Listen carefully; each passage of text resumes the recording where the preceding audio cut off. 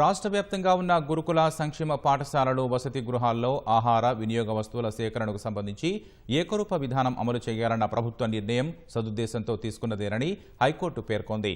అన్ని స్కూళ్లు హాస్టళ్లకు సరుకుల సేకరణలో ఒకే విధానం అమలుతో పాటు నాణ్యత జవాబుదారీతనం ఉండేలా ఈ విధానాన్ని తెచ్చిందని వెల్లడించింది.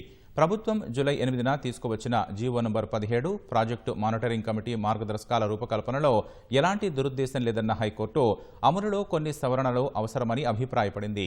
జీవో 17ను సవాల్ చేస్తూ తెలంగాణ గురుకుల కాంట్రాక్టర్ల అసోసియేషన్ హైకోర్టులో పిటిషన్ దాఖలు చేసింది.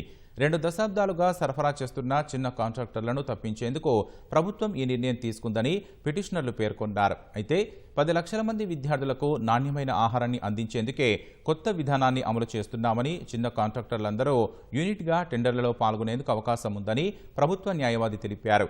ఇరువైపులా వాదనలు విన్న జస్టిస్ నగేష్ భీమపాక ప్రభుత్వ నిర్ణయాన్ని తప్పుబట్టలేమన్నారు. అదే సమయంలో చిన్న కాంట్రాక్టర్ల జీవనోపాధి హక్కులను పరిగణలోకి తీసుకోవాలని సూచిస్తూ ఆదేశాలు జారీ చేశారు.